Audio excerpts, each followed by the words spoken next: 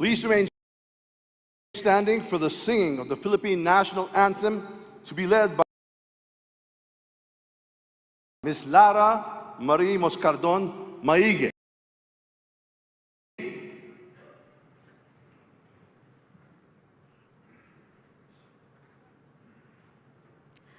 Bayang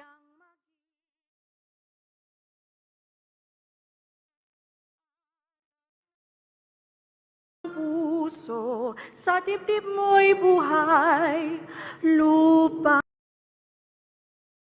ang hinirang, tuyan ka ng magiting sa manlulupig, di ka pasisiil sa dagat at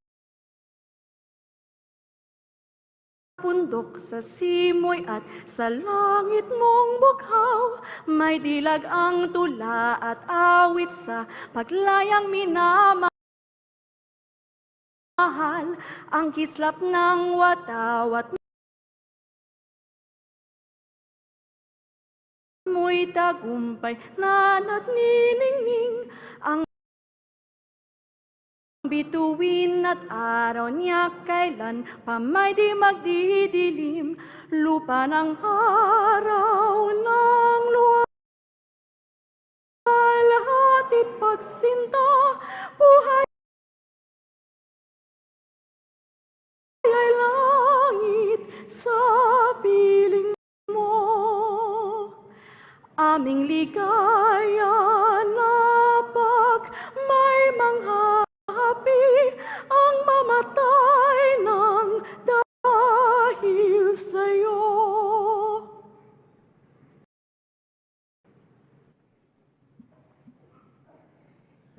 Please remain standing for the nation's prayer. Kindly bow your heads in prayer. O Diyos na makapangyarihan, manlilikha, tagapagbigay buhay at tagapagligtas. Salamat po sa inyong paggabay sa buong sandaigdigan, lalo na sa pagkalinga sa sangkatauhan mula sa dumating na pandemya. Maraming salamat sa mga pagbibiyayang patuloy ninyong ibinibigay sa aming minamahal na bayang Pilipinas. Bismillahirrahmanirrahim. Allahumma barik lana hadal ijtima. Sa pagtitipong ito, kasihan niyo po kami ng inyong banal na diwa at liwanag upang ang gawin ito ay magbunga ng ginhawa at kasiyahan sa pang-araw-araw na gawin ito, araw-araw na buhay na sambayanan. Salamat po sa muling pagsigla ng aming ekonomiya sa pag-unlad ng agrikultura at turismo, pag-inam ng education at pagkalahatan pang-agat ng ibang sektor ng serbisyo, production at pangangalakal na nagbibigay sa amin ng pagkain at kabuhayan. Rabbana atina fid dunya hasanatan wa fil akhirati hasanatan wa qina adhaban nar. Walhamdulillahi rabbil alamin. Salamat po sa matibay na bigkis ng aming pamilya at lipunan. Nakalakip ng kaloob niyong matibay na pananampalataya sa inyo at ang aming pananalig sa pamahalaan ay sama-samang bumuo ng aming matibay na pundasyon bilang isang bayan. Ang pamilya, pamahalaan at pananalig namin sa inyo, Ama, ang siya rin naming sandigan, kanlungan at bukal ng lakas sa pagharap at pananagumpay sa maraming hamon ng buhay. Salamat po sa pag-iral ng kapayapaan at kaayusan sa gitna at sa kabila ng iba't ibang pananaw, sa marubdob at masiglang diskurso ng aming demokrasya.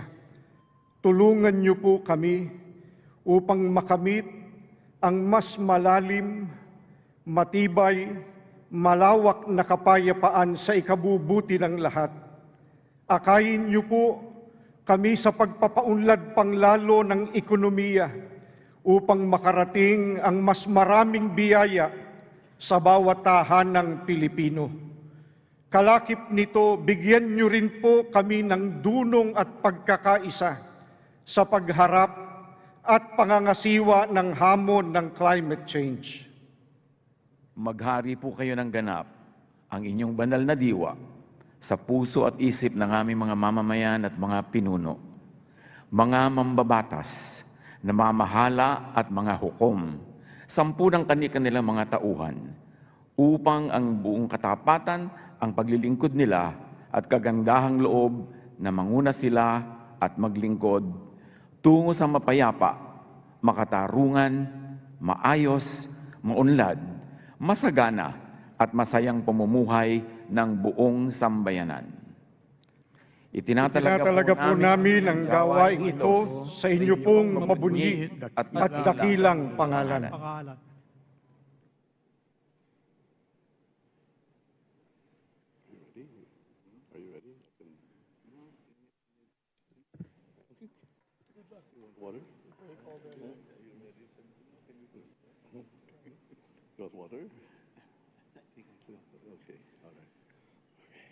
Ladies and gentlemen, honorable members of Congress of the Philippines, His Excellency Ferdinand Romualdez Marcos Jr., President of the Republic of the Philippines.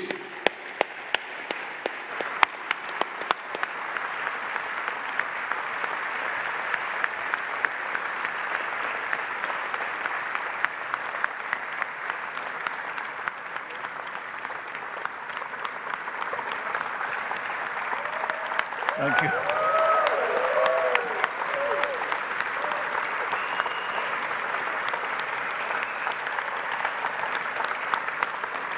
Thank you. Thank you very much. Allow me to greet Vice President Sara Zimmerman Duterte, the former presidents, our former presidents, President Joseph Ejercito Estrada and President Gloria Macapagal Arroyo, Senate President Juan Miguel Zubiri, and the honorable members of the Senate, House Speaker Ferdinand Martin Romualdez, and the honorable members of the House of Representatives, Chief Justice Alexander Gismundo, and the honorable justices of the Supreme Court, His Excellency, Most Reverend Charles John Brown, and the esteemed members of the Diplomatic Corps, Executive Secretary Lucas Bersamin and the members of the Cabinet, First Lady Luis Araneta Marcos,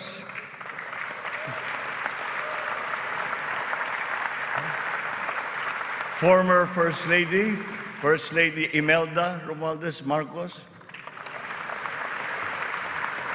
other distinguished guests, mga minamahal kong kababayan, ladies and gentlemen, magandang hapon po sa inyong lahat.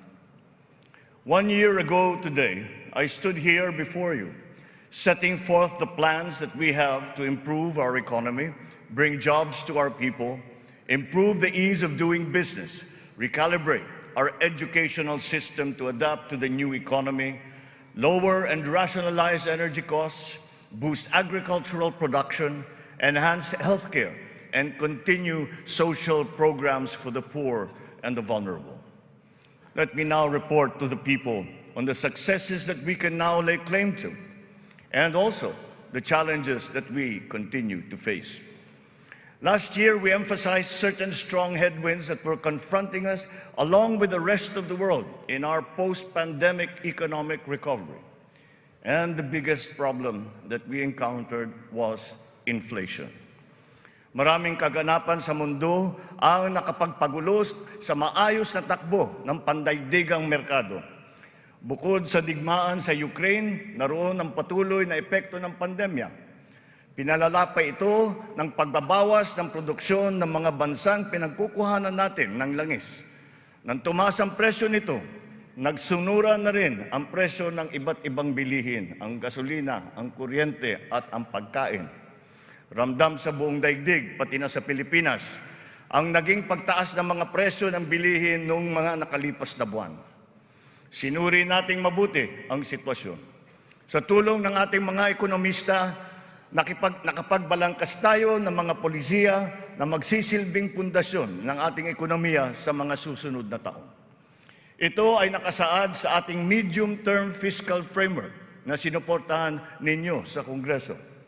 Kasabay nito ang paglulunsad ng mga estratehiya na mapalakas sa kakayahan ang ating mga kababayan at mga sektor ng ating ekonomiya.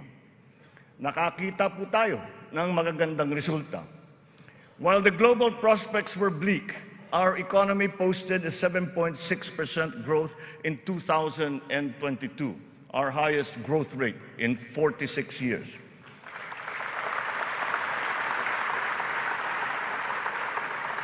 For the first quarter of this year, our growth has registered at 6.4%. It remains within our target of 6 to 7% for 2023. We are still considered to be amongst the fastest growing economies in the Asian region and in the world. It is a testament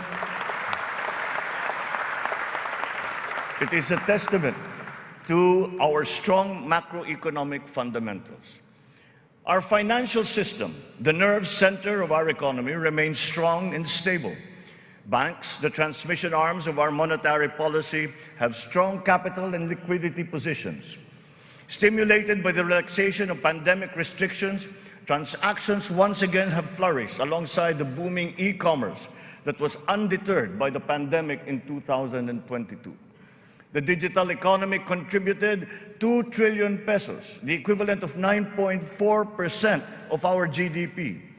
The economy is revived and rejuvenated, backstopped by a favorable enabling environment and the strong rule of law. This year, the World Bank projects a 6% overall growth rate, well within the range of our targets for the year.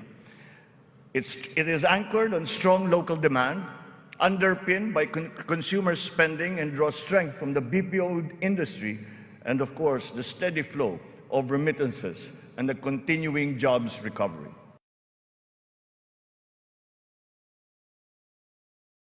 To ease up in all regions, settling now at 5.4% for June.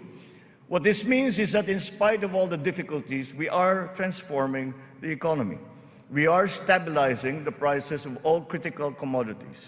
According to the Bangko Sentral, inflation is expected to ease further by the close of the year and projected at 2.9% by 2024.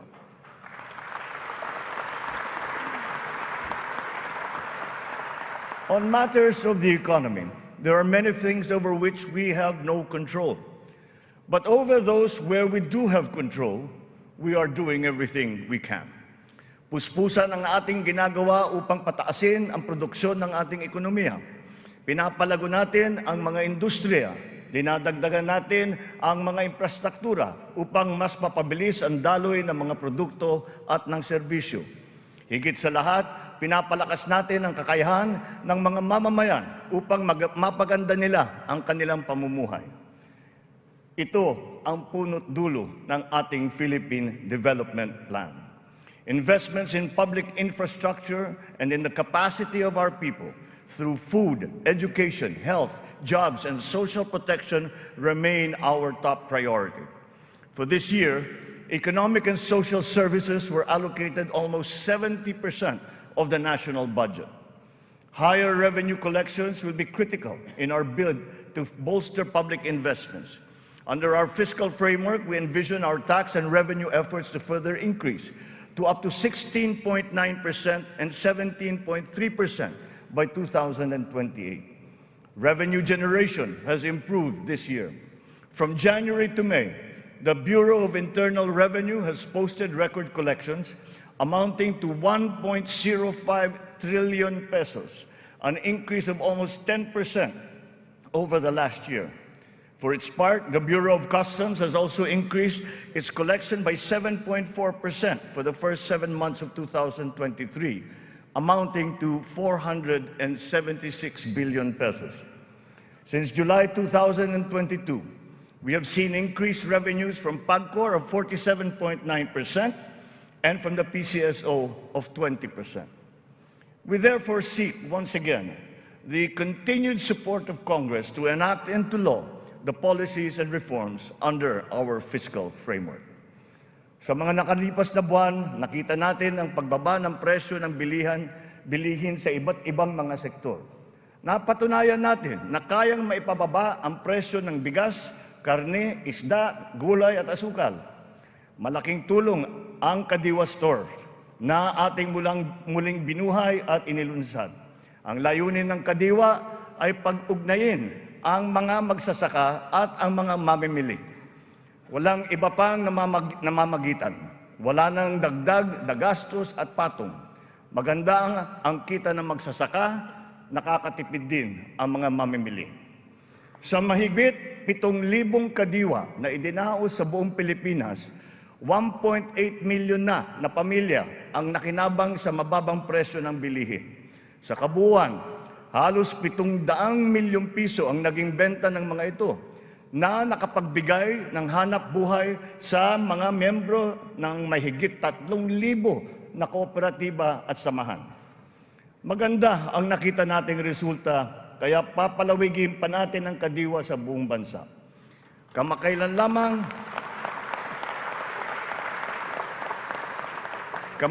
lamang ay nagsanib puwersa na ang mga ahensya ng pamahalaan upang lalo pang patibayin ang Kadiwa. Katuwang natin dito ang buong sektor ng agrikultura at ang lokal na pamahalaan. Our aim is to boost our local agricultural production through consolidation, modernization, mechanization, and improvement of value chains, augmented by timely and calibrated importation as needed. Nakita nating tumaas ng 2.2% ang sektor ng agrikultura sa unang 3 buwan ng taong ito.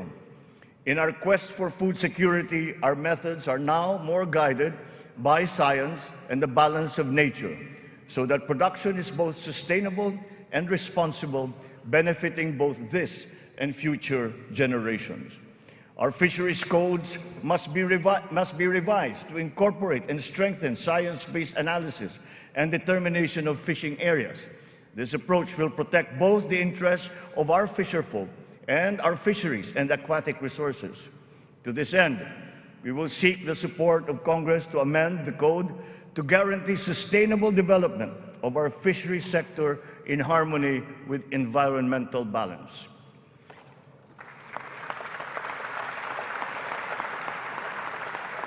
Ipinagbubuklod natin ang mga magsasaka sa pamamagitan ng farm and fisheries clustering at mga livestock multiplier farms. 300 cluster na ang ating natukoy na binubuo ng halos 700 kooperatiba at may lawak na mahigit na 200,000 hektarya ng bukirin. Upang mas mapabilis at mas mapadali ang pagbuo ng kooperatiba, kakailanganin natin ang suporta ng Kongreso na maamyendahan ang Cooperative Code. Sa pamamagitan nito, unti-unting lalakas ang kanilang produksyon at puwersa sa merkado. Totoo ang kasabihan, mas malapas basta't sama-sama. Pinapalawak natin ang kanilang kaalaman sa makabagong mga teknolohiya at pamamaraan. Isa na rito ang paggamit ng biofertilizer na gawa sa Pilipinas at subok din at maaasahan. Sa balanced fertilizer strategy, gaganda ang ani ng mga magsasaka. Hindi na nila kailangan pang umasa. Bilang tulong sa mga magsasaka, namigay ang pamahalaan ng mahigit 28,000 mga makabagong makinarya at mga kagamitan sa iba't ibang dako ng Pilipinas. Sa ilalim ng iba't ibang mga programa ng kagawaran ng agrikultura, namigay ang pamahalaan ng mahigit na 50 milyong binhi ng palay, mahigit 1 milyong binhi ng mais, at sari-saring mga binhi ng gulay. Nagpamigay tayo ng mahigit 100,000 binhi ng nyug at nagpatanim sa halos 10,000 hektarya ng lupa sa buong bansa. Lahat ng mga binhing ito ay makabago, hybrid at mataas ang kalidad.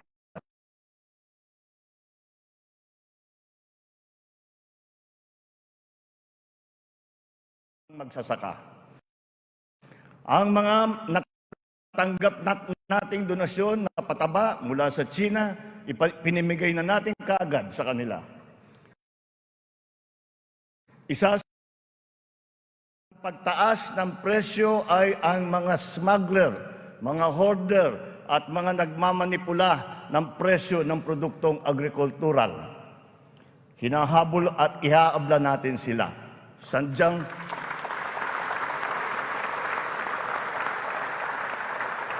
Sadyang hindi tama ang kanilang gawain at hindi rin ito tugma sa ating magandang layunin. Pandaraya ang kanilang ginagawa. Napapahamak hindi lamang ang mga magsasaka, kundi tayo rin mga mamimili. Kaya hindi natin papayagan ang ganitong kalakaran. Bilang na ang mga araw ng mga smuggler at hoarder na yan.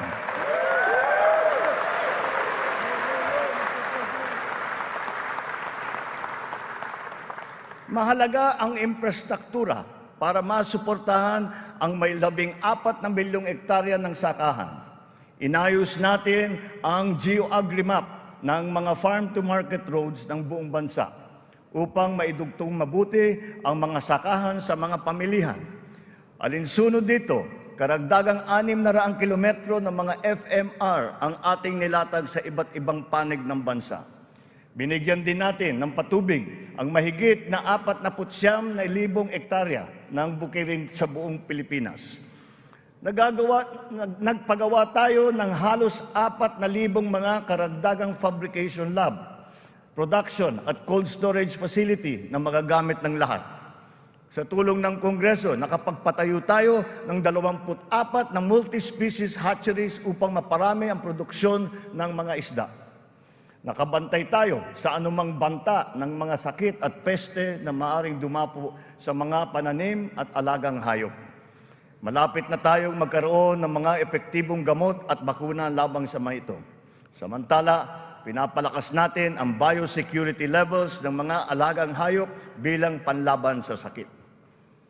Tayo rin ay naghahanda sa El Nino na nagbabadyang tumama sa mga darating na buwan. Nagsimula na tayong maghanda at ang mga buffer stock at ang mga kagamitang patubig ay hinahanda na. Kung kinakailangan, magsasagawa pa tayo ng cloud seeding upang makapagdala ng ulan.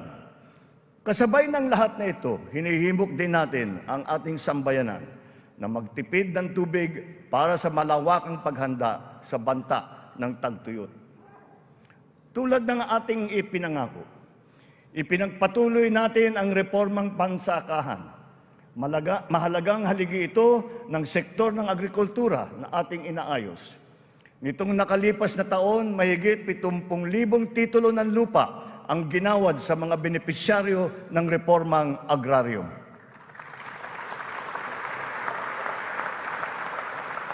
Tamang-tama ang ating pagpapatigil ng mga bayarin ng mga benepisyaryo sa ilalim ng ating nilagdaan EO number 4.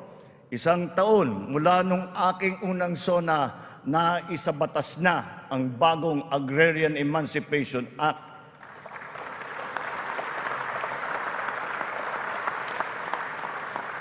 Dahil dito, ang 57 billion piso ng utang na pinapasan ng mahigit 600,000 benepisyaryo ay tuluyan ng nabura.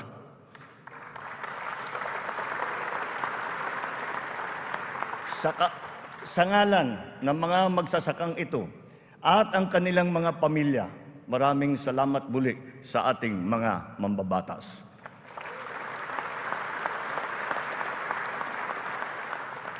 Ang tubig ay kasing halaga rin ng pagkain. Kailangan natin tiyakin na may sapat at malinis na tubig para sa lahat at sa mga susunod na salinlahi. Kasama na rito ang tubig na ginagamit natin para sa sakahan. Considering its fundamental importance, water security deserves a special focus. Our efforts must not be scattershot, but rather cohesive, centralized, and systematic. So given that urgency, we have created the Water Resources Management Office to specifically handle the delicate job involving this most precious resource. Nakikipag-ugnayan tayo sa Kongreso upang maipasa ang batas para sa pagbuo ng isang Department of Water Resource Management.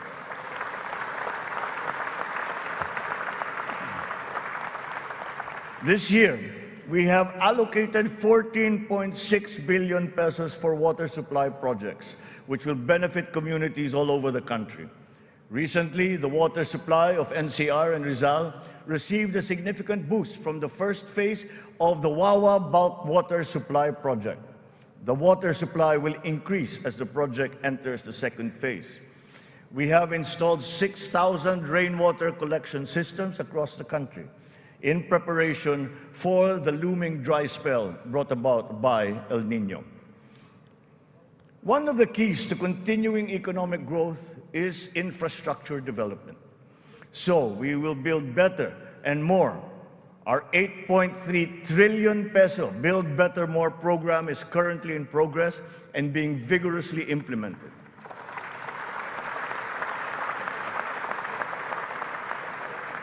Ang buong bansa ay makikinabang sa 174 na proyekto sa ilalim ng programang ito.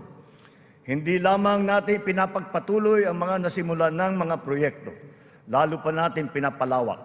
Kaya naman, ang 123 proyekto dito sa Build Better More program ay bago. The flagship projects cover investments in the areas of physical connectivity, water resources, agriculture, health, digital connectivity, and energy. Physical connectivity infrastructure, such as roads and bridges, seaports, airports, mass transport, account for 83% of this program. Our infrastructure spending will stay at 5 to 6% of our GDP.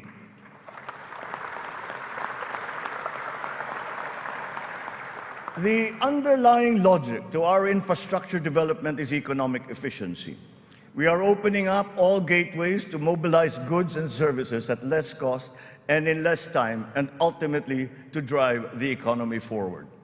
Our road network plans must link not only our 3 major islands, but all prospective sites of economic development. The 1,200-kilometer Luzon Spine Expressway Networks program will effectively connect Ilocos to Bicol from 20 hours to just 9 hours of travel.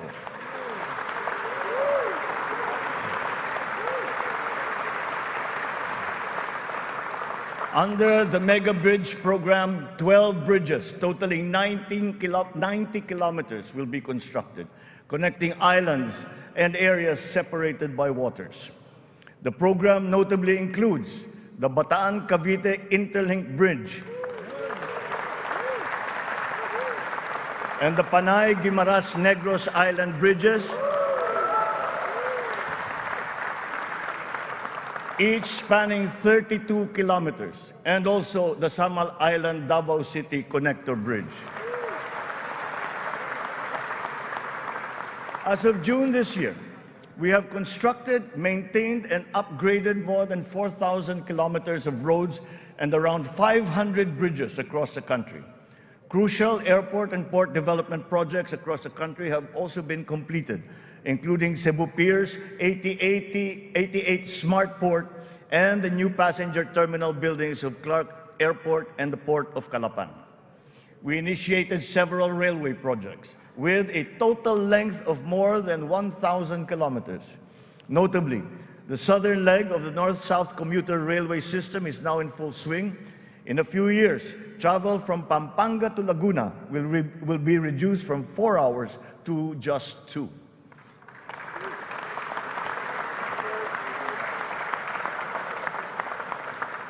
Intermodal connectivity will also be a primary consideration.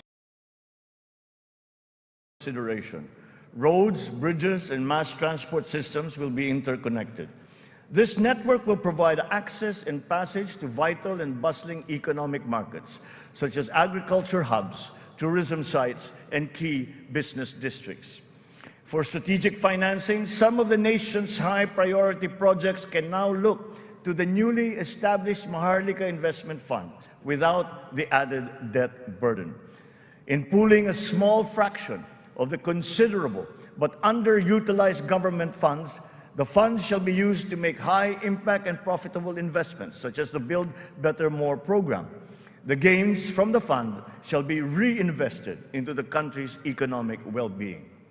To ensure sound financial management, a group of internationally recognized economic managers shall oversee the operations of the fund, guided by the principles of transparency and accountability. This guarantees that investment decisions will be based on financial considerations alone, absent any political influence.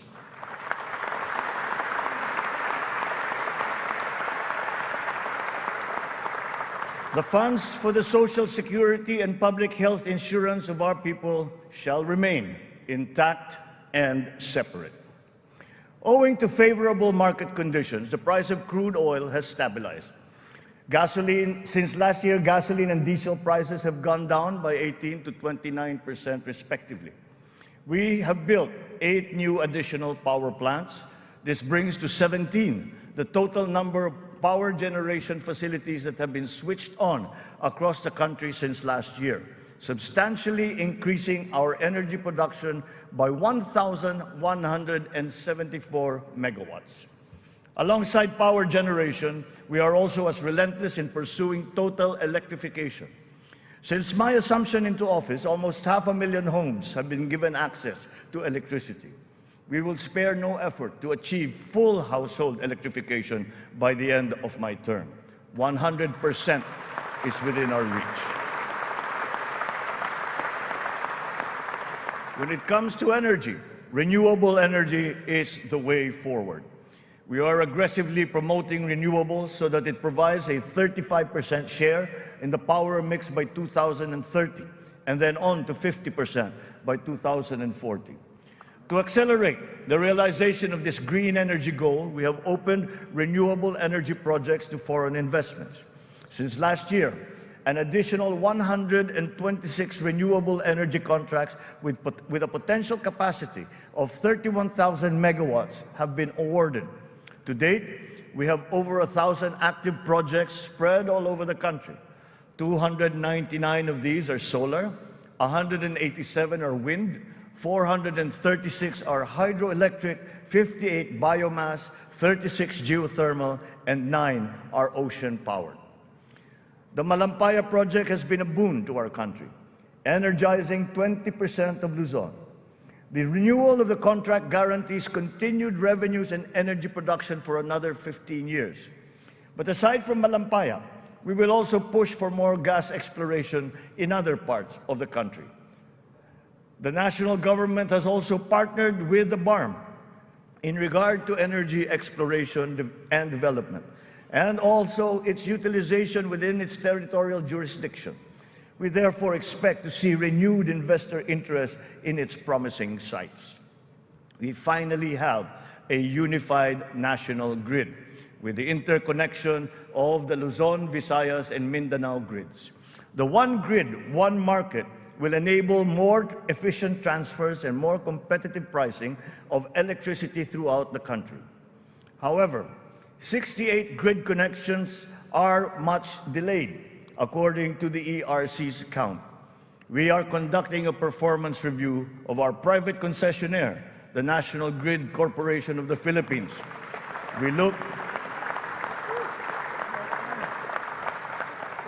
to NGCP to complete all of its deliverables, starting with the vital Mindanao, Visayas, and Cebu Negros Panay interconnections. Habang pinapabuti natin ang lagay ng ekonomiya, pinapalakas din natin ang kakayahan ng Pilipino. Ito ay sa pamamagitan ng mahalagang armas ng edukasyon, magandang kalusugan at trabaho. Malaking bahagi ng pondo ng pamahalaan ay inilaan para sa mga ito. Sa ating pagtahak sa kaunlaran, walang mamamayang Pilipino ang maiiwanan. Para sa atin, ang bawat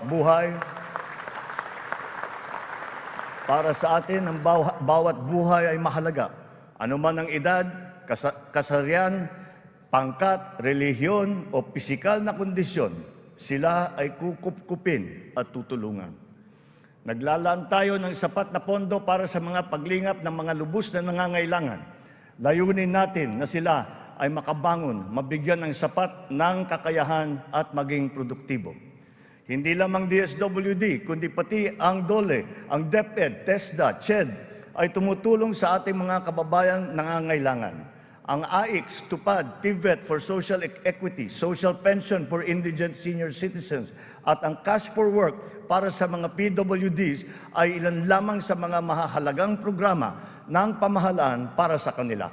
Nariyan din ang Integrated Livelihood Program Kabuhayan upang matulungan ang mga maliliit na negosyo. We are inclusive in our pursuit of social protection. The pension of the military and the uniformed personnel is as important, as urgent, and as humanitarian as that of all other civilian Filipino employees. Efforts are underway to make it fully functional and financially sustainable. We are once again working closely with Congress to ease the transition from the old system to the new one, so as to be able to guarantee that no effects are felt by those in the uniformed services.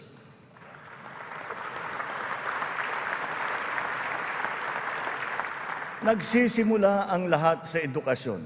Ito ay para palakasin ang isip at kakayahan ng bawat Pilipino. Ang ating butihing Vice Presidente na kalihim din ng kagawaran ng edukasyon ay tumutulong upang tiyakin na ang bawat batang Pilipino ay mabibigyan ng nararapat at kalidad na edukasyon.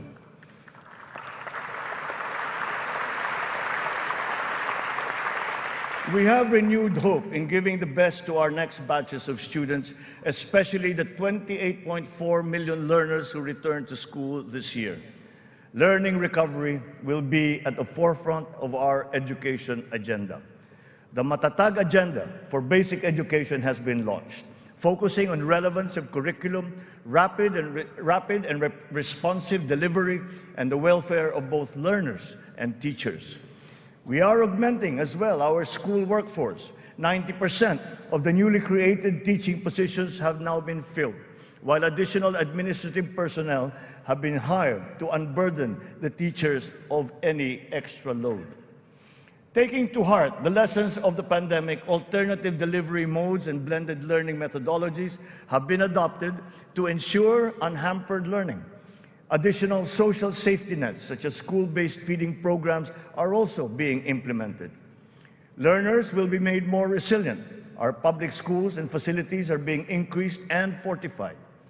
The shortage of classrooms and facilities is being addressed. Aside from new construction, schools and facilities are being retrofitted to become ready for the future, ready for hybrid and high-tech learning, and also climate-ready and disaster-proof. Through the DepEd Partnership Assistance Portal, private sector partners continue their assistance in the rehabilitation and improvement of schools as part of their corporate social responsibility programs. We are recalibrating the K-10 curriculum to ensure that it is always relevant, responsive, and at par with international standards. Literacy and numeracy skills need to be strengthened. The virtue of good citizenship and sense of community are also now integrated into our curriculum. We continue to exhaust all efforts to keep our young people away from the sinister influences in the dark corners of society. We are making available to them their participation in formal schooling, alternative learning, non-diploma courses, or in technical vocational education and training, or TVET. TVET continues to prove itself to be an empowering educational intervention. There are many examples of how its graduates have gone on to secure competitive technical jobs. Since last year, more than 1 million Filipinos graduated from the TVET. 1/3 of whom were TESDA scholars. More and more of our higher education institutions this year, 52 Philippine HEIs have been included in the World Universities rankings compared to just 15 last year.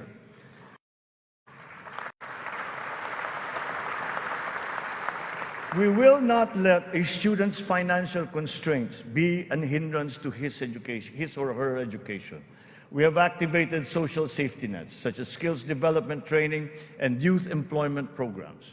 Tertiary education in state universities and colleges will remain free for our qualified students.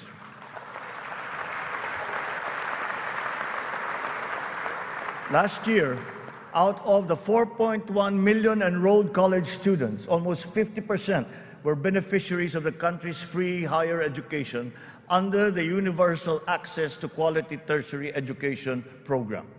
Deserving and talented students without the financial capacity to attend school will not be left behind in this education agenda.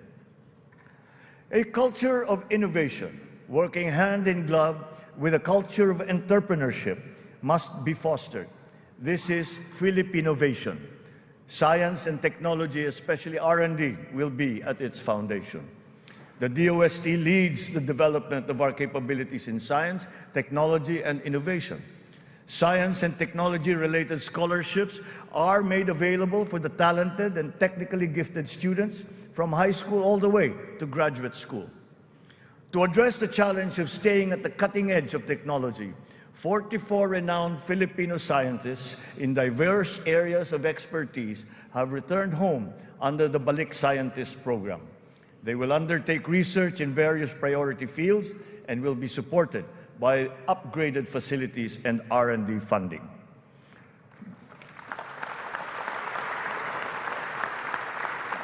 The Philippines has launched 2 additional satellites into space. Together with the first satellite, they will track weather, predict storms, evaluate soil and water supplies, analyze shifts in population, and be used for traffic management, geohazard mapping, risk assessment, and even including security and defense. Science, technology, and innovation will drive the quality and competitiveness of our workforce, as well as our manufacturing, export, creative, and service industries, in existing markets and in new ones waiting to be explored. The bane of the mismatch between jobs and skills among our workforce is being rectified through strengthened government, industry, labor, academe partnerships, and the continuous reskilling and upskilling training programs that we have put before our workforce. For our seafarers to continue to excel, maritime education in the Philippines has been strengthened. This will progress and solidify our country's position as a global maritime hub through the steady supply of competent Filipino seafarers to foreign merchant marine vessels. The question about the European Union's recognition of the standards of training of Filipino seafarers has, after 17 years, finally been resolved.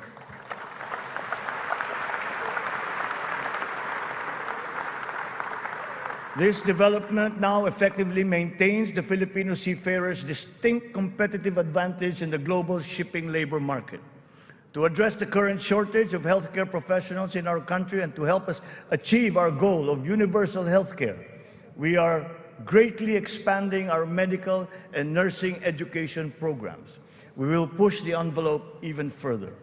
We are helping nursing graduates hurdle their board exams so that they will obtain their licenses and join our pool of healthcare professionals.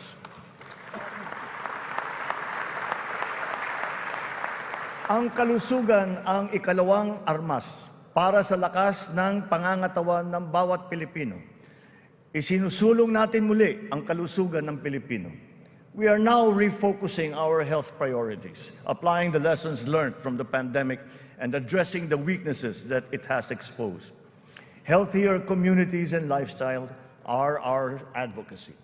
We have launched convergent programs to address hunger and nutrition-related issues amongst our people, especially the children, like stunting and wasting. Last week, we introduced the pilot food stamp program, which seeks to supply the nutrition needs of the million most food-poor Filipinos. The FSP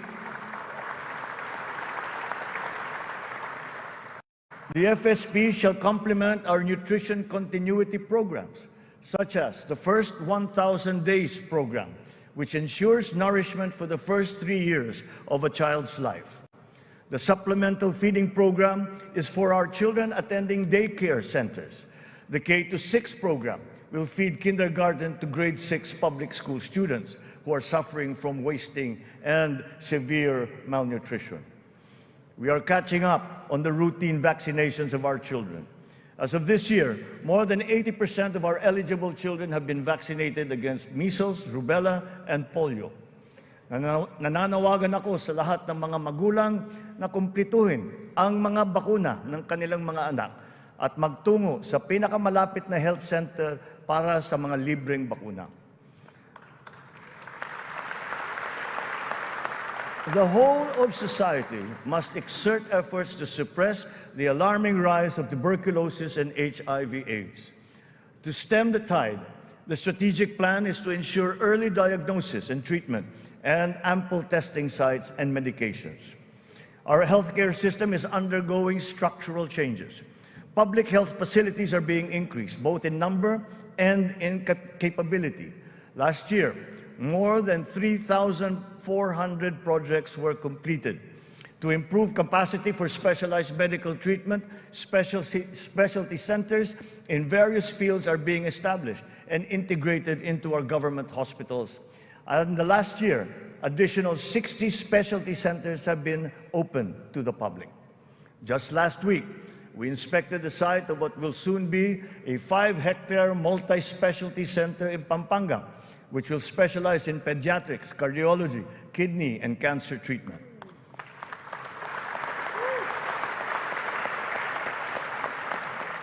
We are working for a more direct, efficient delivery of services through integrated primary care providers and networks in partnerships with the LGUs and our partners in the private sector.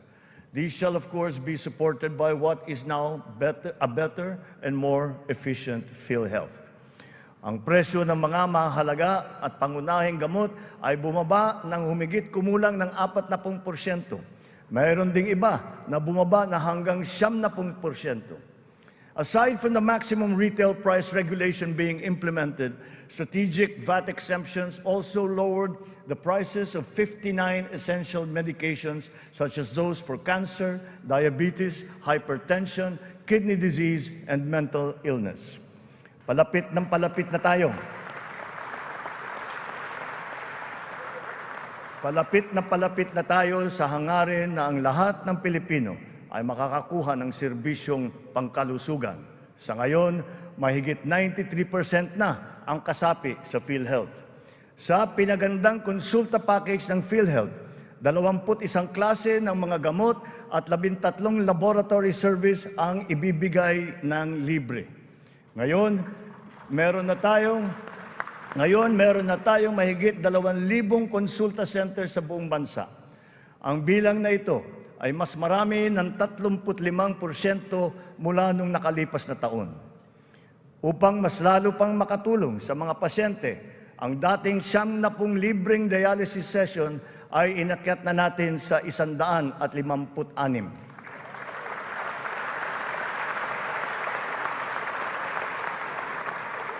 Mga kababayan, libre na po ngayon ang dialysis para sa karamihan ng Pilipino.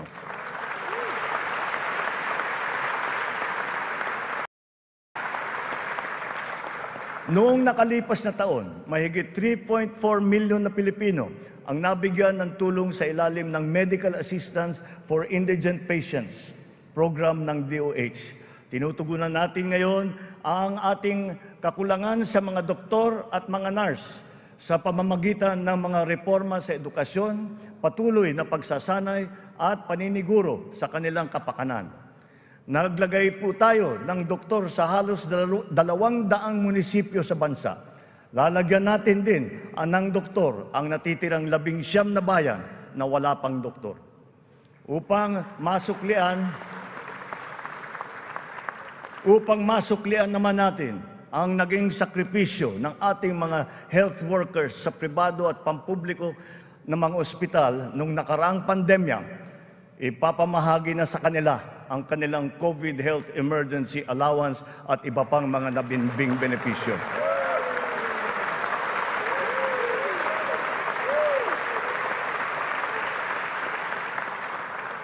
Kasabay ng pangangalaga natin sa edukasyon at kalusugan ng ating mamamayan, tinitiyak din natin na may sapat at magandang hanap buhay sa loob at maging sa labas ng bansa.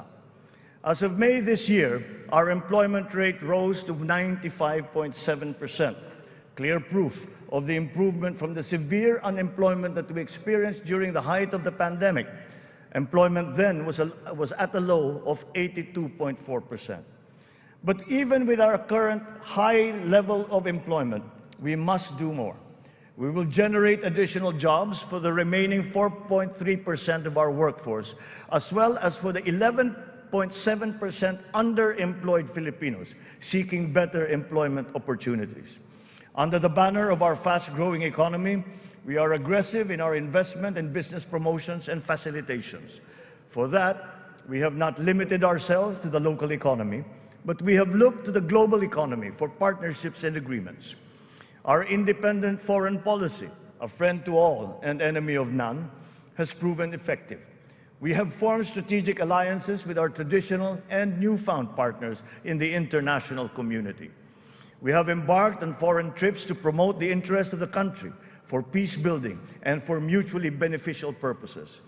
These economic missions have yielded an estimated total investment value of 3.9 trillion pesos or 71 billion US dollars, with a potential to generate 175,000 jobs. The implementation of recent economic reforms is underway. BOI-approved investment projects have reached 1.2 trillion pesos during our first year, while other strategic investments approved for processing through the newly established green lanes amount now to 230 billion pesos. Our existing bilateral and multilateral trade agreements, notably within the ASEAN framework, and with Japan and with Europe, and allow us to leverage our competitive advantages and reap economic benefits. We will continue to forge more of these international partnerships that will lead to a more balanced trade strategy and a healthier economic position. The Regional Comprehensive Economic Partnership, or RCEP, is now in force. It is a multilateral trade arrangement with the ASEAN and other countries such as Australia, China, Japan, Korea, and New Zealand. We can now have competitive access to a regional market that comprises 2 billion people. As we address our weaknesses and develop competitiveness in other potential areas, we must also play to our strengths. Our competitive advantage must be leveraged. As a service export powerhouse, we must continue to nurture the growth of the services sector, particularly the information technology business process management sector, and of course, the tourism industry.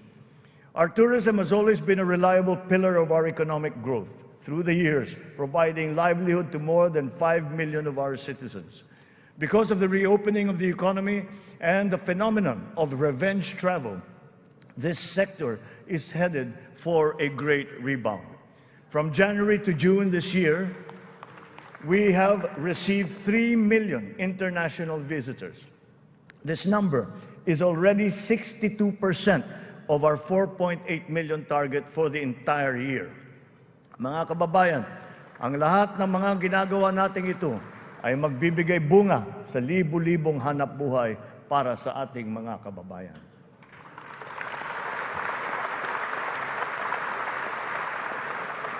To create these investment opportunities, we must ensure that an enabling business environment is in place, that there is peace and order, and that the rule of law governs.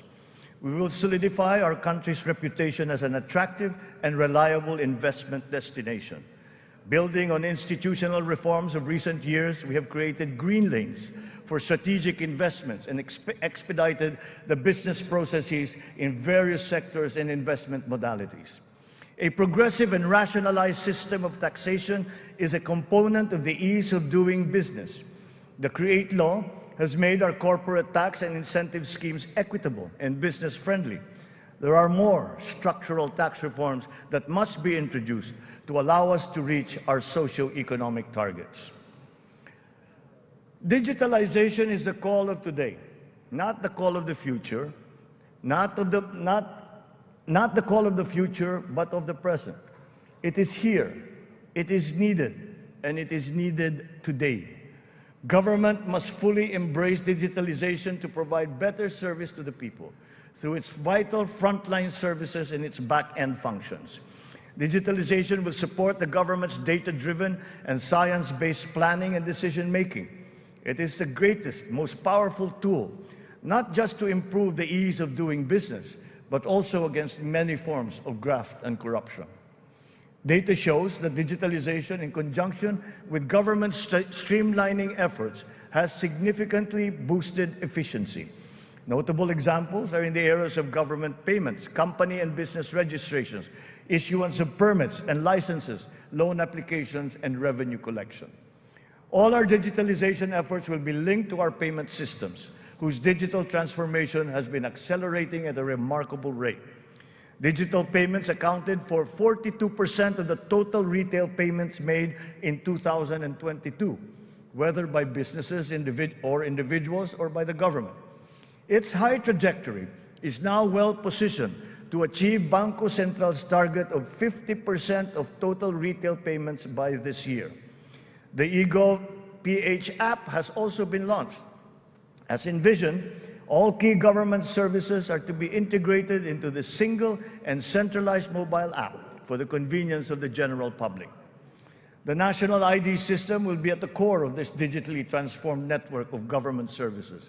It will fundamentally change the lives of each Filipino. At 87% total registration, we are now closer to establishing a complete, accurate, and reliable digital database of our own for the entire population. This has already been integrated into the eGov PH app and can be now accessed by our citizens. Consistent with this transformative policy direction, all government offices must then ensure that their vital services are digitalized immediately. In response to this call, the Department of Migrant Workers launched last week the Department of Migrant Workers Mobile to make the journey of our overseas Filipino workers easier. Because of system upgrades, our internet speed has improved. As of June of this year, our fixed broadband speed ranks 47th amongst 180 countries. This ranking is 11 places higher than it was last year. Our mobile internet speed is now ranked at 83 out of 142 countries, which is 8 places higher than it was last year. There will be more improvements as our internet infrastructure undergoes further upgrades. Early this year, Starlink went live in the Philippines, now providing high-speed satellite broadband connectivity. Our national fiber backbone and broadband ng MASA projects will also deliver high connectivity and high-speed internet. We are prioritizing geographically isolated and disadvantaged areas.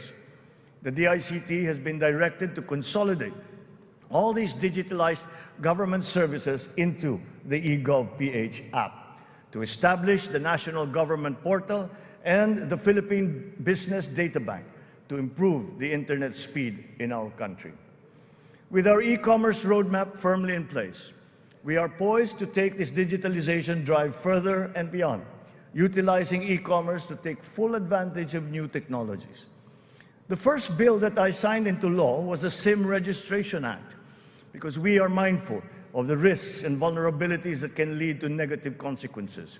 Digital users and consumers shall be protected from identity theft, phishing, other online scams through essential systems and safeguards, such as cybersecurity, data privacy, consumer complaint mechanisms, and financial literacy campaigns.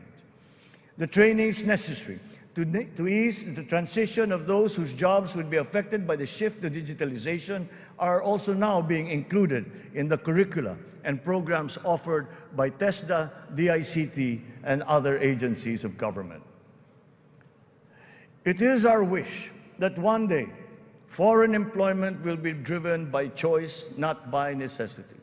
It remains a noble calling that our OFWs have answered, requiring great sacrifice from them, their families, and their communities. We are engaging with our partners in the international community to ensure a safe working environment for our countrymen.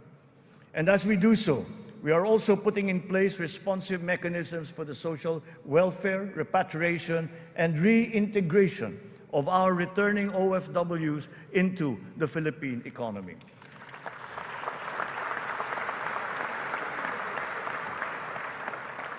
As the world economy reopens, we are witnessing a rise in overseas Filipino deployment. In 2022, the number has increased by 62%. OFWs continue to send in historically high remittances, solidifying their role in our transformative economic growth.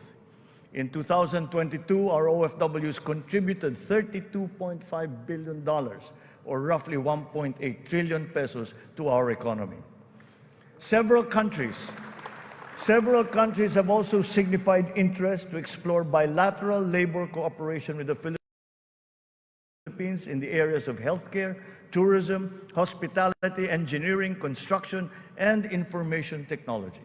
Recently, we signed agreements with Singapore, Austria, and the province of Alberta in Canada. Our priority is to ensure that the principles of ethical recruitment, fair employment, and the safe and orderly migration of our people are embodied in our agreements with other countries. For example, the deployment issue in the Kingdom of Saudi Arabia has now been resolved. And as of today, 70,000 of our OFWs have already been deployed to Saudi Arabia for employment.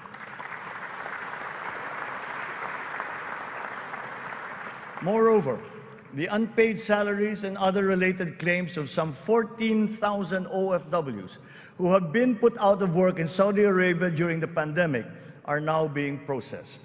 The Crown Prince of the Kingdom of Saudi Arabia himself personally committed to me that the unpaid claims of Filipino workers would now be paid.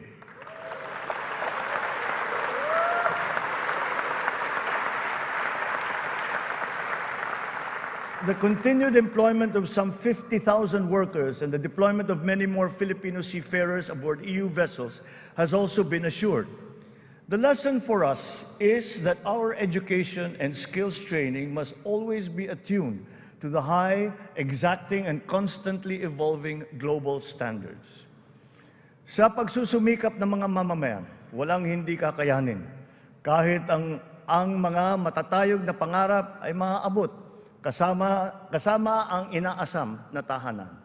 Katuwang natin ang lokal na pamahalaan at pribadong sektor upang matulungan ang Pilipino sa pangangailangan ng pabahay. Patuloy ang serbisyo ng Pag-ibig Fund upang makatulong sa kanyang 15 milyong membro para makabili ng bahay. Sa nakaraang taon, mahigit 100,000 ang kumuha ng housing loan sa Pag-ibig na nagkakahalaga ng 117 billion na piso. Ito ang pinakamataas ng bilang sa buong kasaysayan ng Pag-ibig.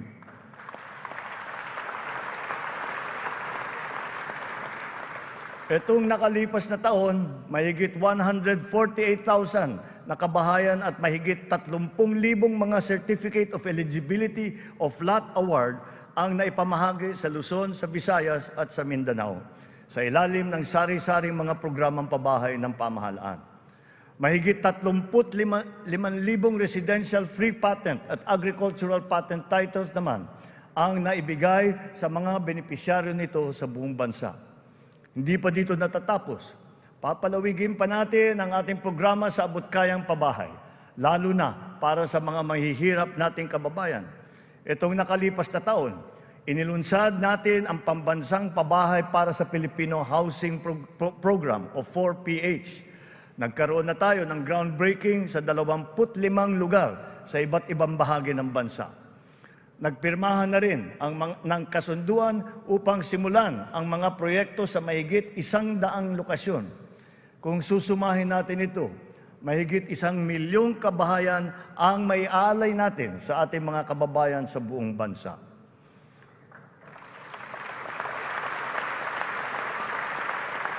The building blocks of progressive, livable, and sustainable communities will never be complete without appropriate and responsible action to mitigate and to adapt to the effects of climate change. We can never lose sight of our responsibility to the future. The economic agenda cannot and will not ever be incompatible with our climate change agenda. Climate change is now an important criterion in our integral national policies, in planning, decision-making, up to the implementation of programs. The potential advantages of such enlightened policies extend to jobs and livelihood, with the unlocking of the development of the green and blue economies. We have learned many painful lessons from past disasters, but we continue to be alert and prepared in our disaster response. It has in fact been commented that sometimes we are over-prepared for such natural disasters. Well, to continue that, we are reorganizing our response teams to make them more adaptable, agile, and effective in times of calamities and crises, with a clear unity of command. Our evacuation centers are being upgraded to withstand the greater forces of the new normal of extreme weather, as well as other natural and man-made disasters. Furthermore, new evacuation centers are also being built, of which 55 have already been completed. We remain committed to global decarbonization goals and the reduction of our carbon footprint. We preserve and protect the treasure that is our forests. Their value to the environment, to the ecology, and the economy is incalculable. We have adopted the concept of the circular economy, using nature as our model. The aim is to keep raw materials in a closed loop. In our world with scarce resources, the circular economy allows us to fully use these resources, minimize waste, and reduce the need for new resources, just as it is in nature. Just like our climate change action, this new system requires the participation of all sectors of society, up to each individual citizen, for it to succeed. Only a whole of government and whole of society approach will enable us to do all of these. It is necessary to apply all the resources that are at hand if we are to progress as quickly as we need to.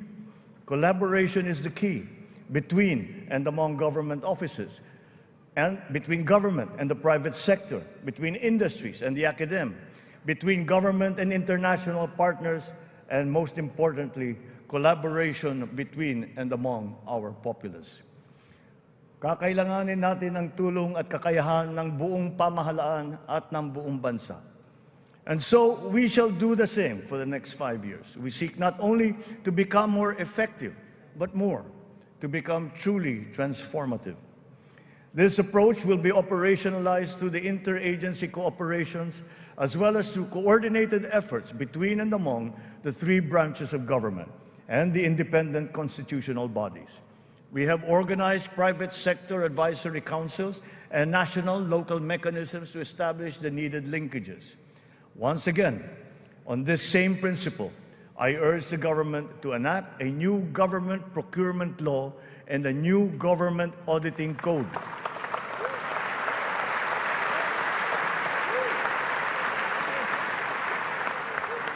This to make government procurement and auditing more attuned to these changing times. We will give effect to the mandate of the Constitution and the Local Government Code as clarified by the Supreme Court very soon. Almost all the required devolution transition plans of the LGUs are done. To fully prepare them for optimal devolution, the necessary technical and financial assistance is being extended to our local governments. In everything that we do, the enduring Filipino quality of bayanihan will still be our guide.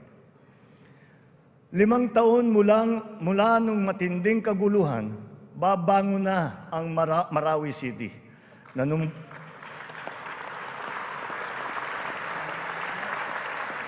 Nanunumbalik na ang sigla sa pamayanan, maraming proyekto ang nakumpleto at mga infrastrukturang naitatayo. Kasalukuyan na tayo nagpoproseso ng tulong pinansyal para sa mga biktima ng Marawi Siege upang sila ay makapagsimula muli. Naway mamayani ang pag-asa. Naway magpatuloy ang pagkakaisa, pagmamatyag at paghahangad ng kapayapaan at kaunlaran. We are proud of the progress that the BARM has taken. It will be self-governing. It will be self-governing, it will be progressive, and it will be effective. But this was only made possible because of the cooperation of all key groups. We talked to the local governments, the royal families, the MNLF, the MILF. We're all consulted and represented in this transition phase. The international community has also supported us in this smooth transition. Former adversaries are now partners in peace. Its functions have been defined and its basic laws are now being written. Through the BARM, we have strengthened the nation's prospects for finally achieving sustainable progress anchored on a true and lasting peace. Singular vision for all Filipinos.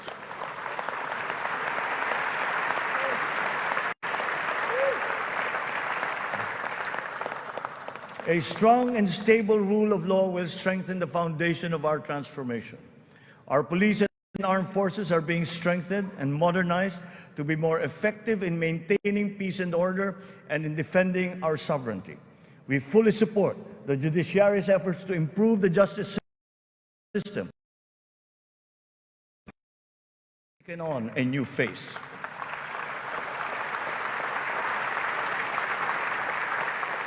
It is now geared towards community-based treatment, rehabilitation, education, and reintegration to curb drug dependence amongst our affected citizenry. Last year, we launched the Buhay Ingatan, Drogay Ayawan, or BIDA program, and established an additional 102 Balay Silangan Reformation Centers nationwide. We will relentlessly continue our fight against drug syndicates, shutting down their illegal activities,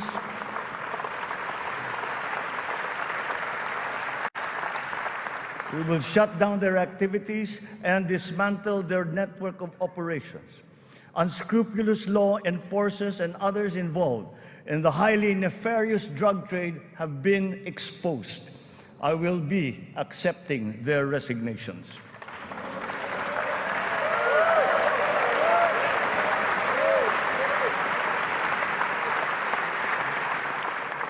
In their stead, we will install individuals with unquestionable integrity who will be effective and trustworthy in handling the task of eliminating this dreaded and corrosive social curse. We cannot tolerate corruption or incompetence in government.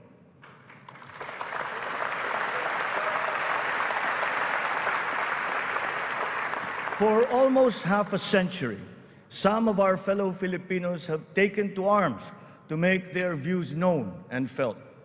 We are now at a point in our history when their armed struggle has evolved.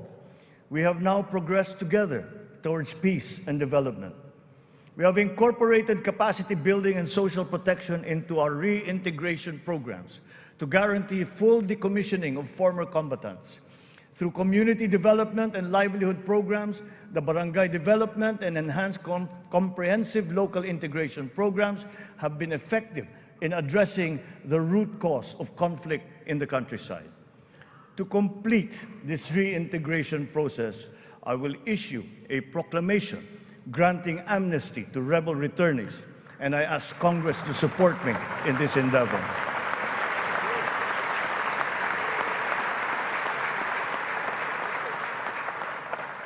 Our journey to progress requires not only unity and social cohesion amongst our people. It is also imperative that our nation remains intact and inviolable, our sovereignty preserved. We will protect our sovereign rights and preserve our territorial integrity in defense of a rules-based international order.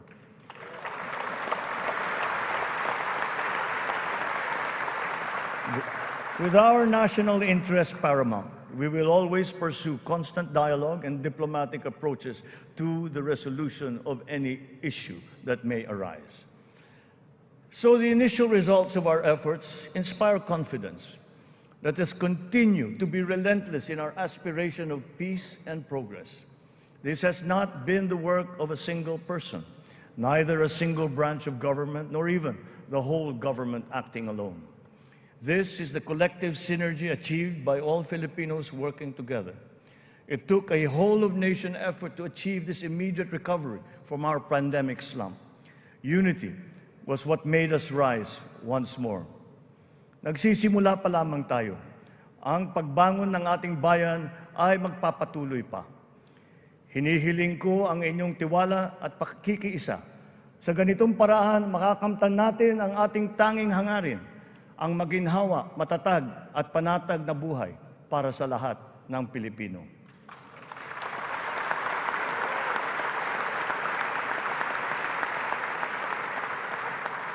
Makikipagtulungan tayo ng mabuti sa Kongreso para sa mga mahahalagang batas na kinakailangan para sa ating tuloy-tuloy na pag-ahon. And once again, I appeal to Congress for its support for the following priority legislations. The essential tax measures under our medium-term fiscal framework, such as excise tax on single-use plastics, VAT on digital services, rationalization of mining fiscal regime, motor vehicle users charge, road users tax, the military and uniform personnel pension, amendment of the Fisheries Code, amendment of the Anti-Agricultural Smuggling Act, amendment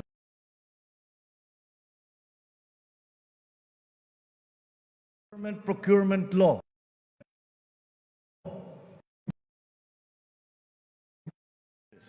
LGU income classification, and the Philippine Immigration Act. In the past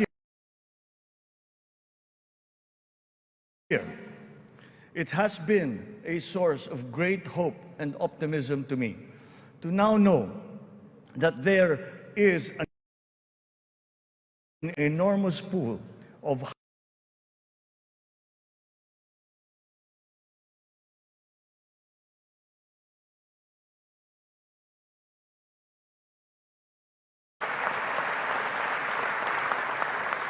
I have stated before that my confidence in our future was grounded in our world-class quality workforce, be they the farmers in the field, corporate giants, government officials, school teachers, health workers, or employees. That confidence has been further buoyed by the demonstration of love for the Philippines. Every Filipino has unanimously risen to the challenge that we have made to them to be part of our nation's future. Handa silang maghandog ng tulong dahil mahal nila ang kanilang kapwa Pilipino at mahal na mahal nila ang Pilipinas.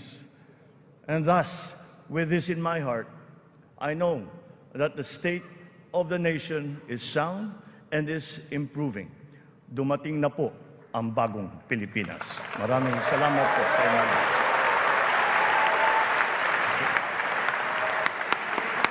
Yes.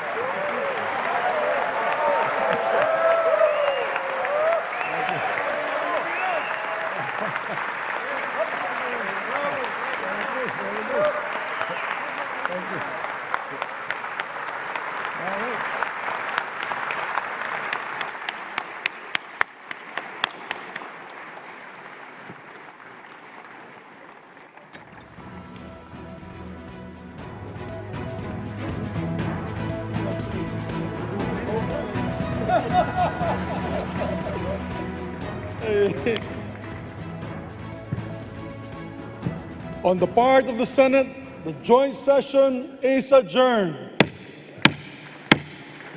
On the part of the House of Representatives, the joint session is adjourned.